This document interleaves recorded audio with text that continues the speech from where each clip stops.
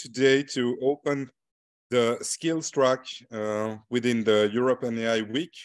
We have had 2 days fantastic, and now on this day, we will address one of the main topics of the transformation we live now with the rise of digital technologies and AI in particular. We have talked about AI ethics and law, that is fundamental. We are talking about health. We have talked about AI and cybersecurity.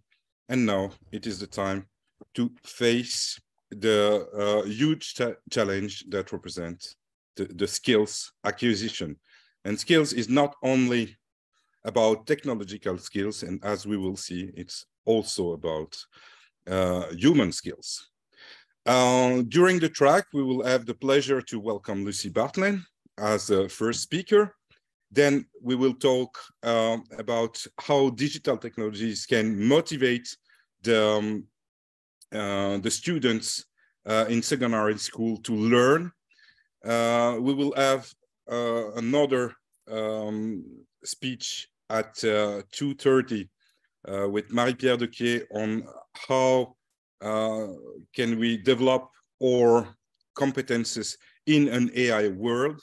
And then this afternoon, we will have the pleasure to see the first screening of The Best Option.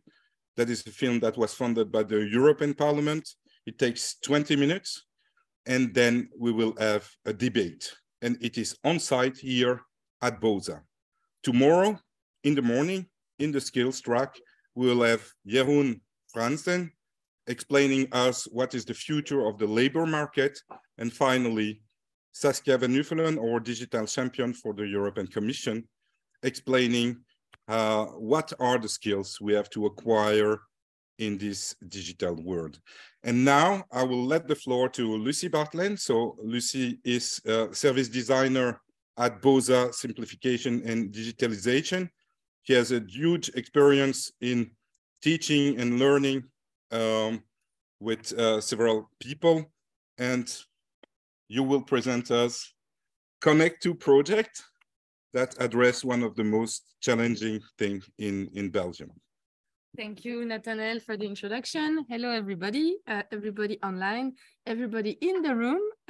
So I'm really happy to introduce this day and this new track around skills. I'm going to talk to you about a project called Connectoo, a project to reduce the digital divide in Belgium that was launched by the Secretary of State for Digitalization 1 year ago. But before that, the idea is really to give you also a short introduction of what we're talking about when we're talking digital divide in our country. What are the issues, the challenges that we're facing today. Give you also a bit more information on the project scope and also the key results that we have so far. And of course, have a discussion with you and answer your questions, if any. A very quick introduction to give you a bit the context of the project within the government, within the federal government. So I'm part of a team that is a bit of a really passionate and crazy team of designers and project managers who really want to build a center of expertise around human-centered design within government. So really the vision we have is that we have a federal government, especially digital government, that is really centered around the human beings for the benefits of all. And what we try to do is we really try to enable this transition to a more user-centered, human-centered federal government that really fosters innovation and offers capabilities around those topics. So, given that, it was a bit obvious that for us, the question of the digital divide was one key topic to tackle. So we wanted to understand what we were talking about when talking digital divide, and almost 3 years ago now, we started really digging into the topic in order to better understand what we were talking about. So maybe before going into the content, I don't know if the audience online can also participate easily, but yeah, according to you, I was wondering how many people do you think still don't have internet at home in Belgium in 2023? What is the the percentage maybe of people do you think? 20%? Yeah? 10%? More optimistic on that side? You think 40 don't have internet at home? Wow. Wow, that's a lot. I'm happy it's not 40 though, but still you were very close with the 10% because 8% today of Belgian households still don't have internet at home. Well, figures from 2021 that came from a study of StatBel that were published only last year. And yeah, maybe even more important, you see here that according to the study also from the King Baldwin Foundation, 7% of Belgian people today, they really are non-users of internet. So what do we mean by non-users? It's people who either, yeah, indeed, never used internet at all in their life. This is about, I think, 3%, if I remember well. And you have 4 other percents who use internet less than once per quarter. So in the last 3 months, they just used it once. So these are also considered non-users because really non-regular users of internet. It's still a lot. And the figure that is really the most worrying, at least for us, is the 39% you see here. 39% of Belgian adults consider them having low digital skills. What's really, first, it's a lot. And second, what's really worrying is that it's more than in 2019. So 2 years before, a similar study has been run, also by the King Baldwin Foundation based on StatBel study. And at the time, it was only 32%. So even more people 2 years after the COVID crisis consider having low digital skills. One of the reasons of this increase is that with the acceleration of the digitalization, you have more and more services that became digitized, and also you have more and more apps that became complex in a way. Along the way, digitization becoming growing. Also, it becomes more and more complex, and some people feel that, relatively speaking, their skills, their level of skill is lower. So it's one way of explaining this. This increase that is really a problem.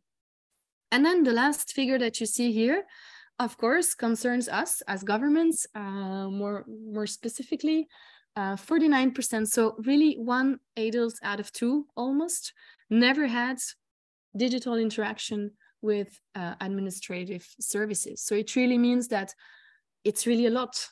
All the services that we build, all the digital services we build as governments, 1 adult out of 2 in our country has never, ever used them. So that's really the figure that we are focusing a lot on in order to see what can we do. Because, of course, as governments, we cannot let anyone behind. So if we keep on digitizing our services, which is, the way to go, it's also the European way to go, digital first, but not only, then we need to make sure that everybody has access to the same opportunities. So today, if you mix together the 7% non-users and the 39% low digital skills, it brings 46% of the Belgian population now digitally at risk.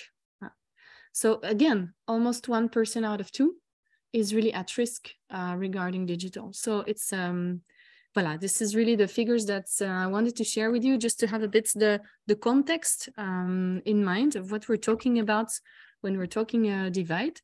Before going further, I still want to come with some good news, because they are also. At the same time, from our perspective, from a government perspective, we also observed last year an augmentation, a rise in the number of authentication on the federal authentication system, the FAS. So 250 million of authentication. It's also a large increase compared to 2 years before. Same for the access to the e-box, system in order to get access to your correspondence with governments.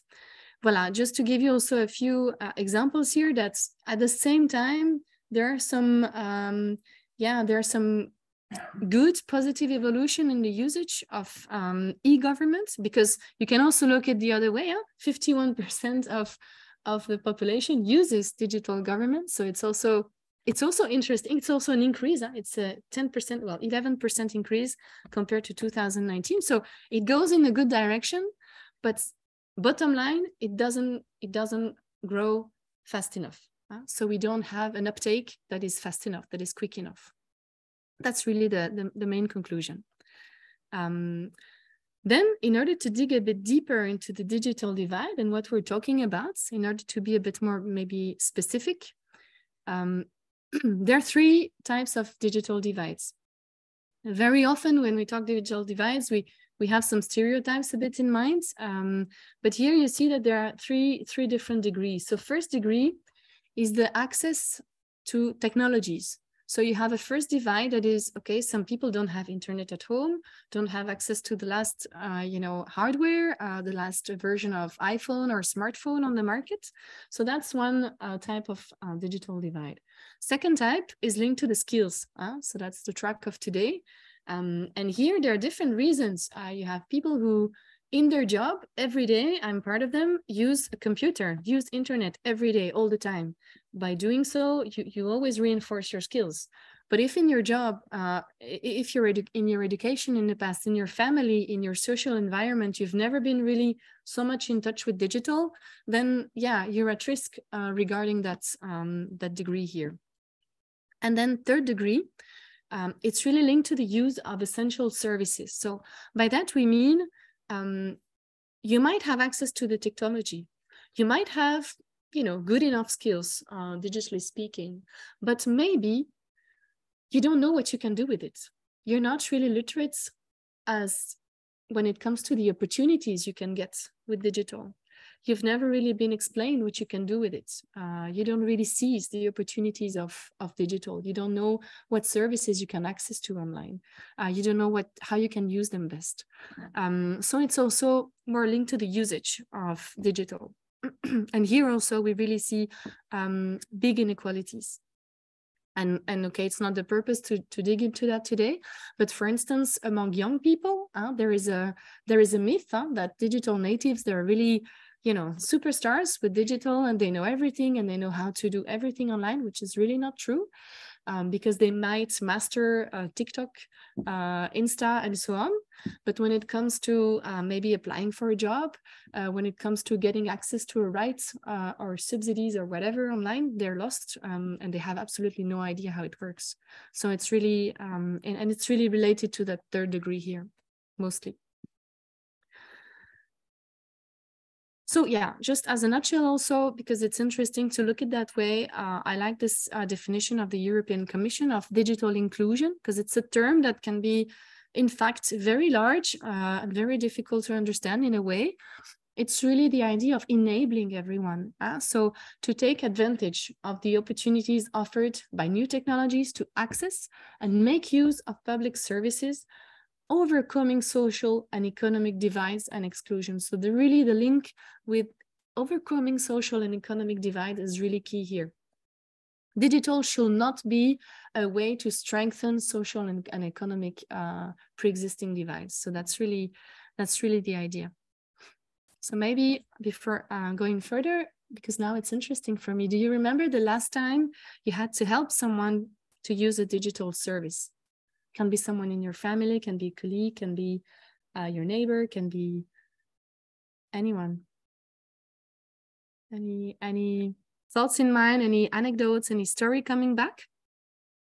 When recollecting, you might also realize that maybe you once also had to ask someone for help.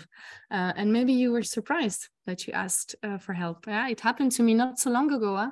I had last year I still had an iPhone 6. I was still, with an iPhone 6 that worked perfectly. And with that, I realized that I was really banned from so many apps that I couldn't download, even apps from governments that I couldn't download, I couldn't use. And yes, we are all at some point, we can all experiment some sort of digital exclusion, but the problem is that it's not the same. And it's not the same kind of consequences for everyone.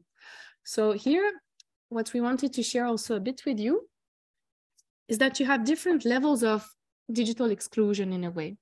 You have people who, because they don't have the skills, or as we saw before, they don't have access, they are permanently excluded.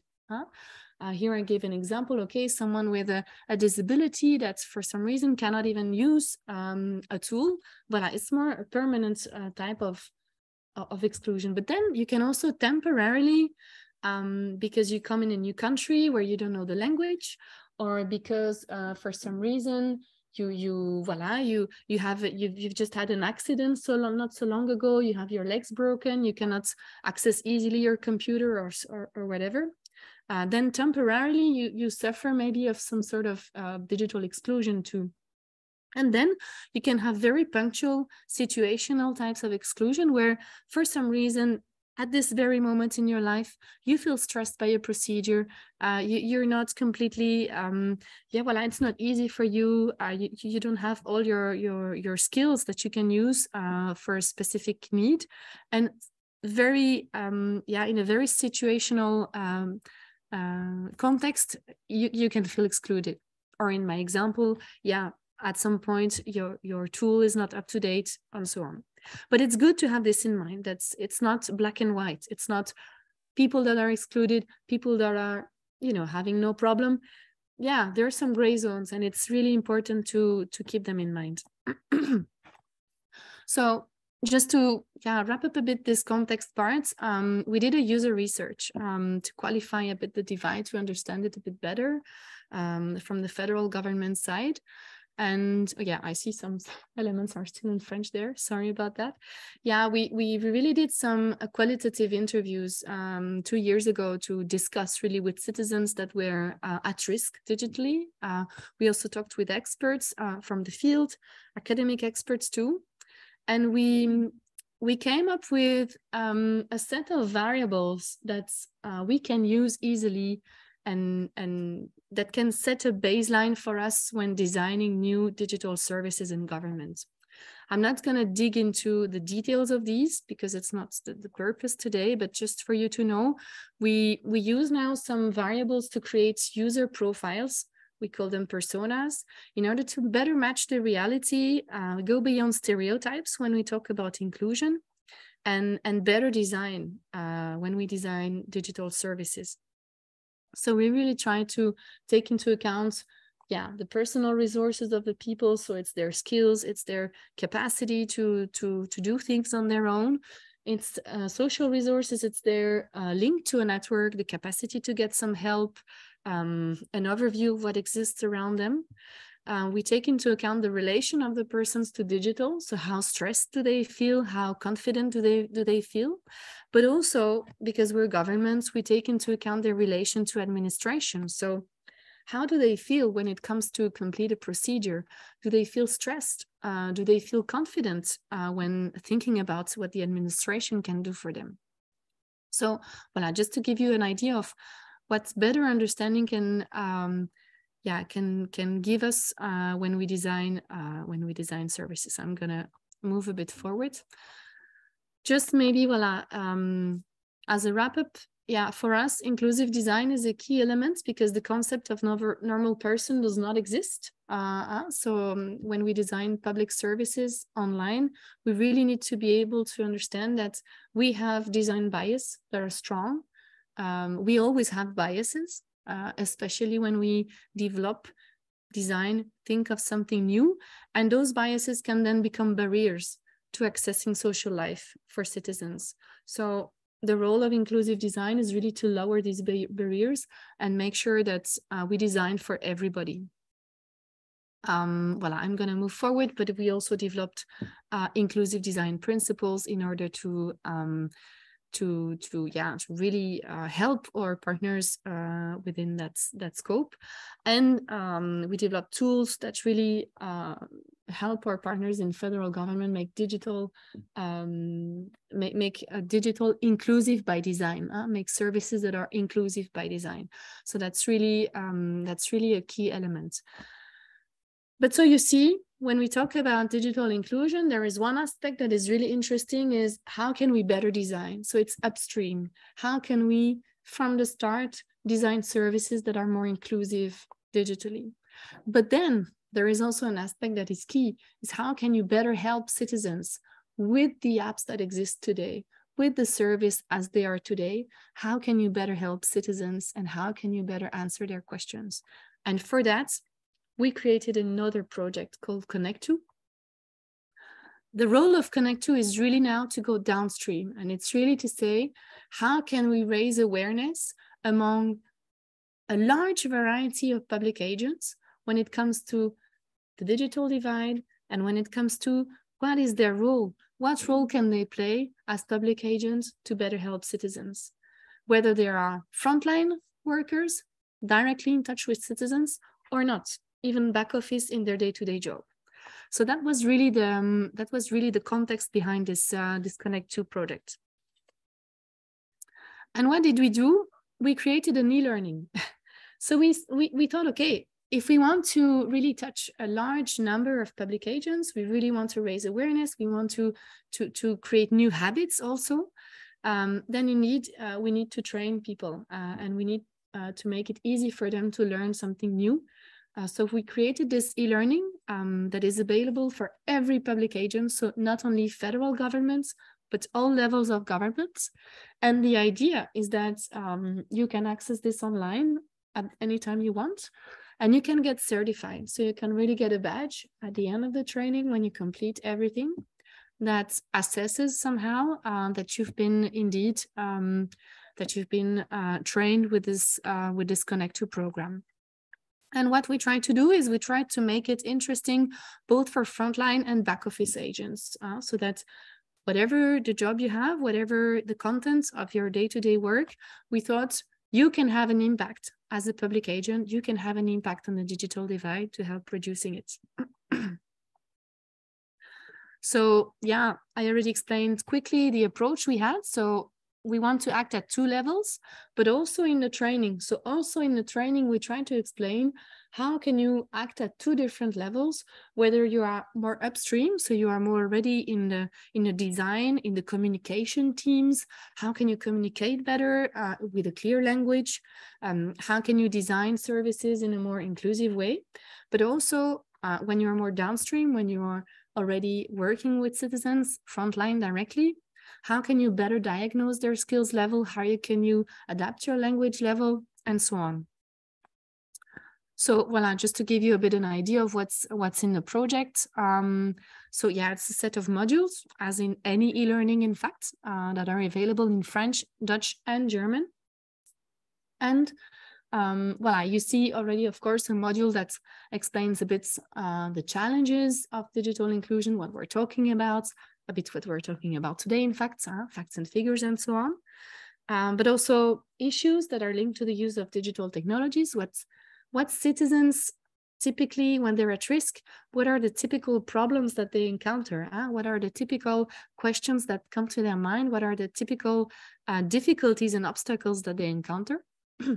We have a module number 3 on how adults learn, because it's also important to remember that we don't have all the same pathways to learn, that we don't have the same ways to look at a device, to look at a software, and to get access to it. Everybody has a different angle, everybody has a different way to learn, but we still have similar mechanism. One of them is if you're stressed, you cannot learn. Stress is really the worst enemy of learning. So if we want to take people by the hand and help them using services, it's really important to be aware of that, that stress is really an enemy. So how can we do that? How can we better than take people by the hands, whether by being with them or by designing tutorials that really alleviate that pain? That is what we talk about in Module 3. Module 4 is on inclusive service design and clear language in communication. Number 5 on the basics of digital support, so basics of help when you are in a job where you really help people, where you're in touch with them. And number 6, it's a bit the particularity of this training as well, is we give an overview of key players, but also key federal services, e-box, It's Me, My MinFin, My Pension, my health. So we really also give this overview of how to use these very basic public services. Voila. So yeah, it's a new learning that we try to make as nice as possible, as user friendly. We try to use our own principles for the training we developed. And maybe important to know as well is that we created a second track. So there is an advanced track, Connectoo Plus. This is really for people who are working with citizens every day, and for people who want to go further in how they can develop social interpersonal skills, in order to even better help citizens on a daily basis.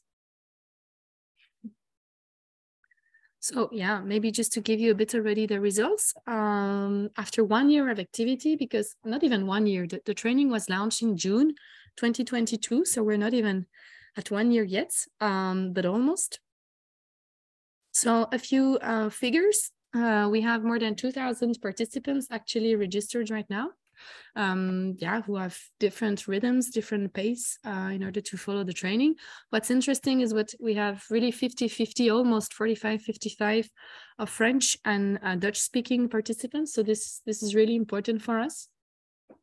We have about 10% that already went up until the very end of the full track, of the full program. And also very interesting and important for us, we have a large variety already of organizations represented of the different administrative levels, so federal, regional, but also very local levels.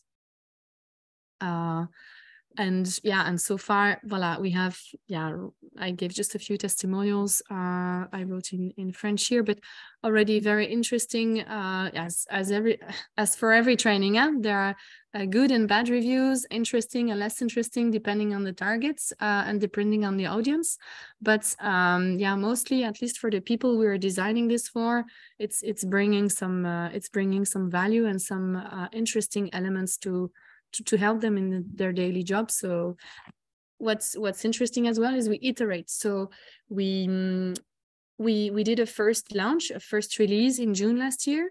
We collected a lot of feedback. We invited here the first 100 certified, also in order to gather their feedbacks, in order to see what we could improve. And just 2 weeks ago, we released a second version of the training that is completely reviewed in terms of user friendliness, in terms of structure, of articulation of the content. Content is the same, but the experience is very different based on the feedback we received after the first launch. And we want to keep on working that way, obviously. Good to know as well. Well, at least for us, it's always nice. We've been selected to illustrate the trend digital technologies as a cause of inequalities and an antidote in the OECD Government Innovations 2023 report. So it's really interesting also to see other initiatives at the international level that really try to focus on how can we train public agents and how can we make this a leverage to fight the digital divide. So that's a bit everything I wanted to share with you today. What's interesting, of course, is to have discussions and exchange around the topic because voila, we have this project. This is an initiative that intends to evolve and learn also from its environment. So voila, happy to answer your questions and discuss with you if you want. Thank you very much.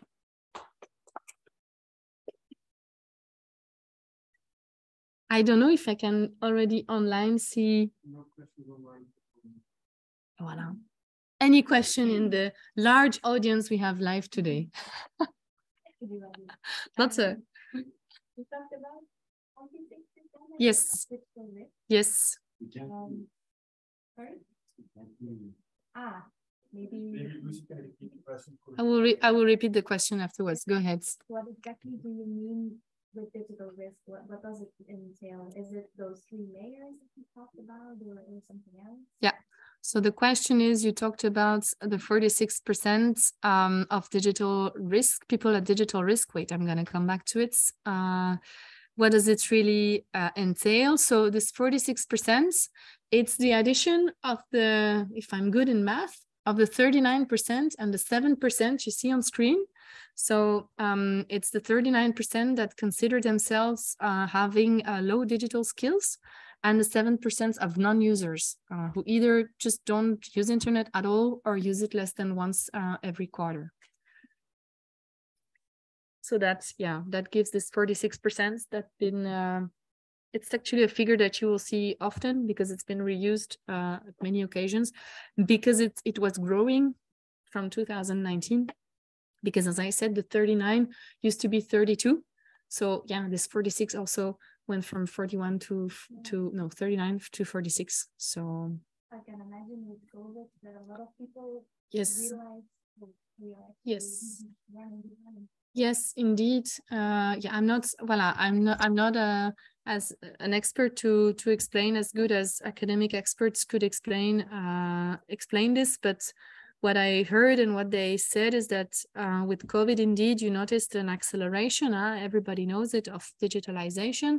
So also a lot of people who never used internet had to go there. So that's a bit the good side of it. So in terms of number of people who now have internet at home, I didn't mention it, but in 2019, it was 10% who didn't have internet home. So there is a decrease on that side.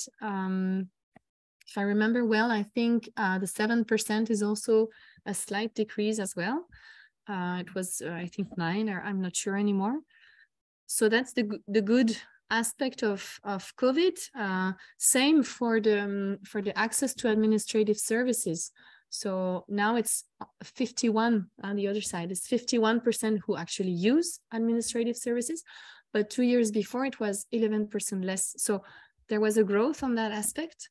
But yeah, the other side of the coin is that you also feel even more when you're not skilled enough, because everything is so digital, because all the apps maybe get a bit more complex now.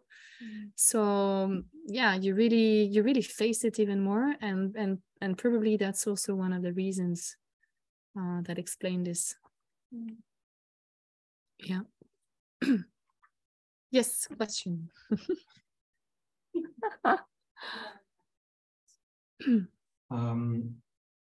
What do you think about the impact of AI in this risk or opportunity? Yeah, it's a very interesting point that I hoped to get a question on that.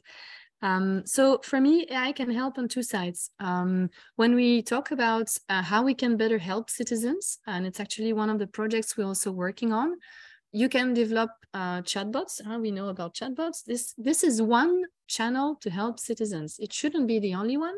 So when I talked about the design principles that we push forward, one of the design principles is try to offer as many channels of help as possible, so that help is immediate and is contextualized. So when someone has need for help with the use of a service, they should find it when they need it. So it can be under the form of a chatbot. AI can help there.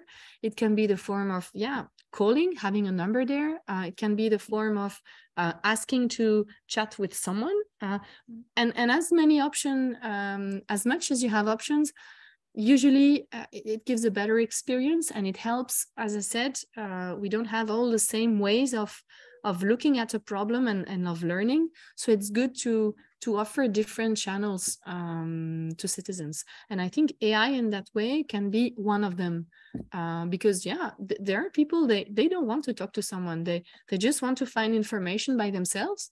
And if they can have just a quick help and a chatbot that is well designed can bring such a help, then it's perfect. Then you already solve the problems for part of the population.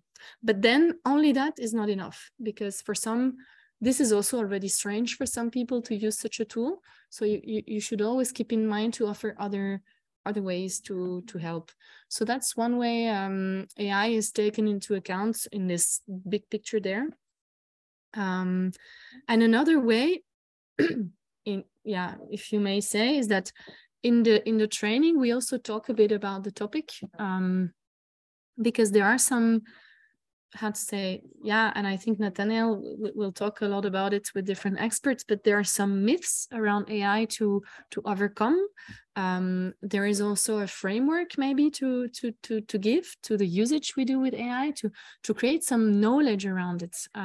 And the more we are, as public agents, I believe, trained or at least aware of what it means, what we can do with it, what are the risks, what are the limits of it, I think the better, because then we can really use it as a leverage, but also avoid the dark side of the coin, if I may say. So I think it's also very important to really take it into account in the training or in the development of our skills and our understanding of what we can do with it. Keep it as a tool, and not see it as a as only something that lives by itself and that we don't understand. I think that's the worst thing that can happen. Voila. I don't know if I answered the question, but yeah. Of course. Very, that's indeed. And I think it will be at the core of some of the discussions that will happen during this week, given the context and given the recent news around AI, of course, and around chatbots in particular. So, yeah. Thanks for the question. Alexander, if there are no more questions, then maybe we can close the session. Another question. Wow, sorry. Is there a use of the badge after the course? It's a very good question. So right now, it's not something we have, how to say, we don't yet have really a view on how it's been used. Like, what we've seen is that we've seen some publications in a few local newsletters and so on of for instance, municipalities saying, hey, we have collaborators who now have the Connectoo badge. So this is nice to see it, that it's been showcased in some occasions, but we haven't seen yet specifically people really using it, because they could really just use it from our platform and put it on a profile, on a LinkedIn profile, on the Europass if they use the Europass CV. So it's really something beyond Connectoo. Even we realized the use of badge is not always very democratized or not very known also by a lot of people. So we realized that it's something that we should maybe even communicate better upon and integrate maybe more globally into an approach regarding badges and how we use them and how we valorize this badge. Because there is probably also culturally people tend to like more official trainings and diplomas, and the use of badges sometimes is still a bit seen by some as, oh, it's nice, but it doesn't mean anything. So there is also this little by little, maybe raising awareness on what it means, informal education, and how you can use it and how you can really in a way showcase it, or the way we want to use it now is also by creating some elements of, you see I have my little sticker there, but some elements of recognition, because this can also serve as that, maybe being part of a community, or at least being part of a group of people with like-minded thoughts, or at least still skills in that case. But it's still a question very open for us, to be honest. Do you know the project in Normandy, Badgeons la Normandie? Absolutely not. It's a big project. They are working on that kind of concept. Okay. Badging. Yeah. Every skills, kind of. Since 5 years. Okay. They were financed by a federal project. Yeah. Project. And they have quite good results between social services, between Fab Labs, between schools, and now they try to connect more with human resource. Excellent. To see how it could impact employment. Excellent. And it's really interesting. They had a conference like 2 months ago. How do you call them? Badger Normandy? Normandie. Ah, excellent, excellent. Badger la Normandie. I will definitely, yeah, I'll definitely get in touch. Super interesting. Thanks for sharing. My pleasure.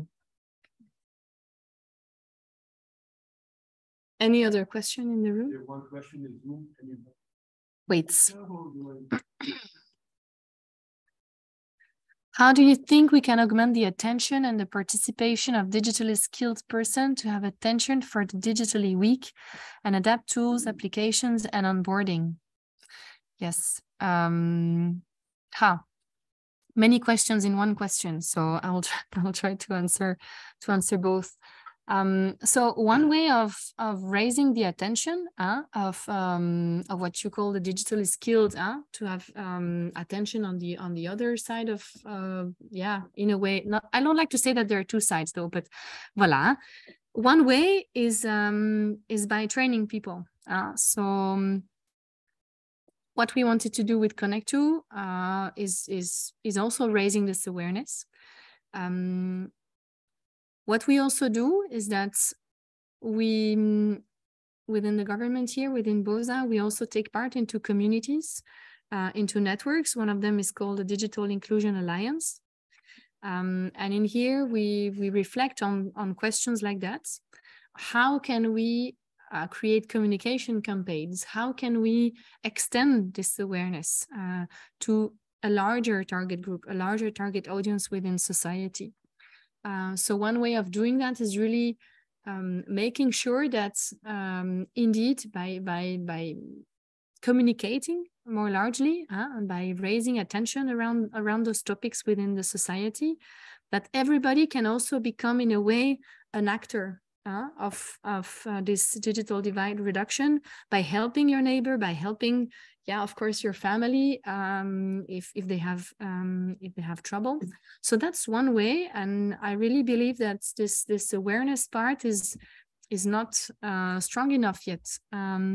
There is also a myth. I tried to deconstruct as much as I could, but I still hear that for a lot of people, the digital divide is only concerning senior people, aging population. It's not true. It couldn't be less close to the reality. So one way is this deconstructing in a way the what's really happening. And adapt, in your question, you say, how can we adapt tools, applications, and onboarding? So for that's because I'm a designer as well. I will only speak from my angle, but we really try to also train our partners. Connectoo is one, but we also have other trainings. We also have other trainings on how can we design services that are more user-centered, more inclusive. And for that, you really have some practices. You really have concrete methodologies, concrete ways of doing it, of really thinking differently. Instead of thinking in our chambers, oh, we're going to develop this and develop that and push it to citizens, co-create with them, make research, interview people, understand the problem they face. And from this, feed our reflections and design in another way, design with another pair of glasses. So that's really the, yeah, I hope an answer to the second part of your question. It's one way really of creating things in a different way. And again, it goes through changing practices, transforming habits. This takes time, but yeah, it's one of the roles that we try to play as well.